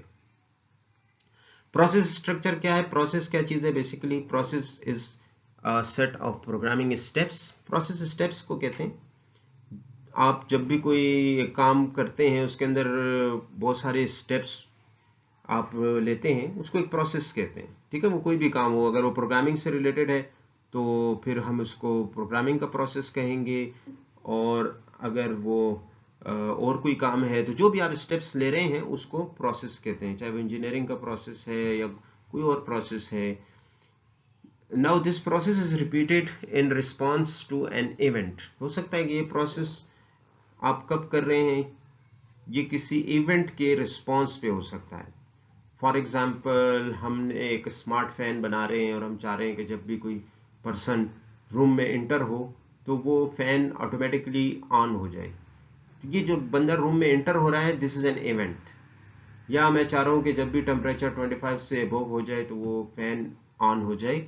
अगेन ये टेम्परेचर का 25 से अबव होना ये भी एक इवेंट है, तो इसको इवेंट कहते हैं। तो हो सकता है कि प्रोसेस किसी इवेंट के रिस्पॉन्स में वो चले प्रोसेस, या हो सकता है कि वो किसी टाइमिंग कंस्ट्रेंट्स की रिस्पॉन्स पे चले। टाइमिंग कंस्ट्रेंट का मतलब ये है कि अगर ये काम 5 सेकंड तक ना हुआ तो, या 5 सेकंड क्या हुए, ये टाइमिंग कंस्ट्रेंट हुए, या ये काम जो है ये अगर कोई 2 मिनट तक कमरे में नहीं है तो फैन ऑफ हो जाए फॉर एग्जांपल। अब ये 2 मिनट क्या हो गए, ये टाइमिंग कंस्ट्रेंट्स हो गए। The process structure consists of set of processes in the software। Process structure में क्या होगा, इसमें बहुत सारे प्रोसेसेस होंगे जो सॉफ्टवेयर के अंदर इस्तेमाल हो रहे हैं, यानी कि स्टेप्स हैं जो सॉफ्टवेयर के अंदर हो रहे हैं, उनके सेट होगा इस प्रोसेस स्ट्रक्चर के अंदर।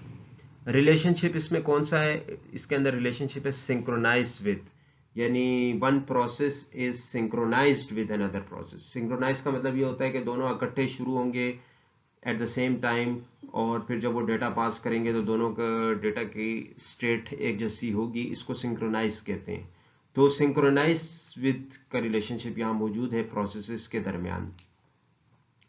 The relation is used as a primary input to scheduling activities. ये रिलेशन एक मेन इनपुट है आप जब स्केजुलिंग करना चाह रहे हैं, आप एक टाइम टेबल बनाना चाह रहे हैं प्रोसेसेस का। स्केजुलिंग का मतलब ये है कि कौन सा प्रोसेस पहले चलेगा, फिर कौन सा प्रोसेस सेकंड नंबर पे चलेगा। जैसे ऑपरेटिंग सिस्टम में भी होता है, मुख्तलिफ प्रोसेसेस होते हैं तो फिर उनकी स्केजुलिंग बनाई जाती है। ऑपरेटिंग सिस्टम उनका एक स्केजुअल बनाता है कि किस प्रोसेस ने पहले चलना है और किस ने बाद में चलना है। क्योंकि रिसोर्सेज शेयर्ड हैं, लिमिटेड रिसोर्सेज हैं, तो फिर डेडलॉक का खतरा होता है। तो इसलिए डेडलॉक को अवॉइड करने के लिए नॉर्मली स्केजुलिंग की जाती है। तो ये स्केजुलिंग करने के लिए आपके पास प्रोसेसेस का और इनकी सिंक्रोनाइजेशन का आपको इल्म होना चाहिए। इसी की बेस पर फिर स्केजुलिंग की जाती है। इसी तरह फिर ये स्ट्रक्चर हमें ये भी बताता है कि which procedures are used in concurrent processes. दो या दो से ज़्यादा processes at the same time चल रहे हैं, पैरेलल में चल रहे हैं, तो उनमें कौन कौन से प्रोसीजर्स यूज्ड हो रहे हैं, ये भी हमें प्रोसेस स्ट्रक्चर की मदद से पता चलेगा। और फिर हम ये भी देख सकते हैं कि which procedures should be considered for optimisation. अगर हम सिस्टम के अंदर कोई इंप्रूवमेंट लाना चाह रहे हैं, ऑप्टिमाइज करना चाह रहे हैं सिस्टम को, तो फिर उसमें हमें किन किन प्रोसीजर्स को इस्तेमाल करना पड़ेगा।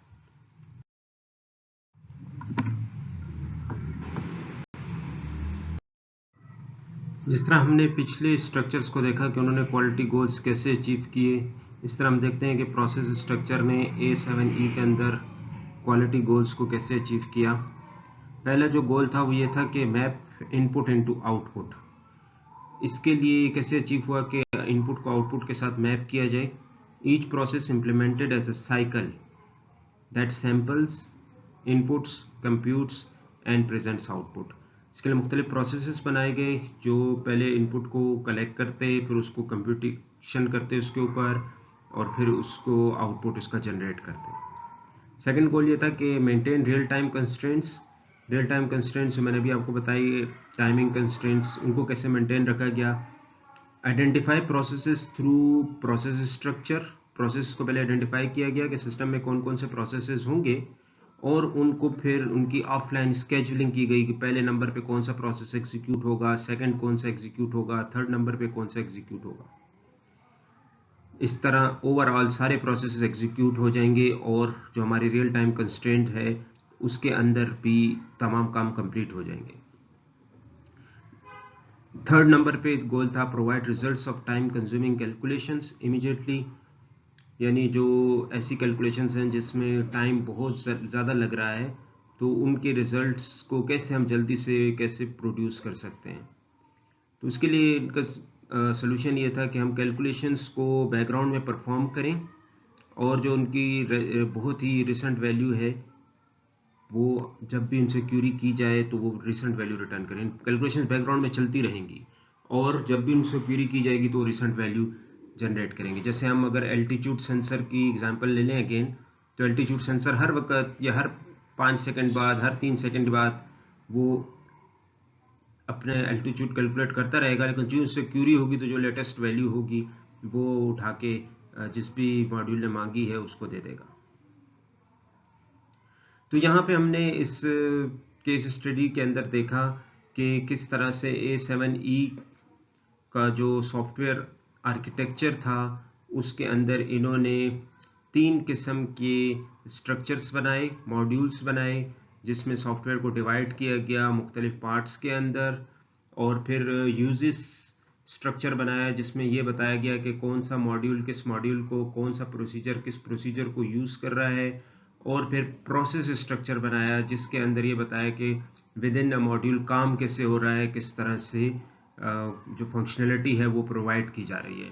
आई होप कि आज के लेक्चर में आपको ये आइडिया हो गया होगा कि ये कॉन्सेप्ट्स खुद क्या हैं बजाते खुद, और किस तरह से एक बड़े सॉफ्टवेयर को किस तरह से डिज़ाइन किया जाता है, और क्या क्या कंसिडरेशंस हमें सामने रखनी चाहिए एक सॉफ्टवेयर को डिज़ाइन करने में। अगर आपका कोई क्वेश्चन है तो आप कमेंट्स करके पूछ सकते हैं। Thank you very much for watching. Meet you next time इंशाल्लाह। Take care. अल्लाह हाफिज़।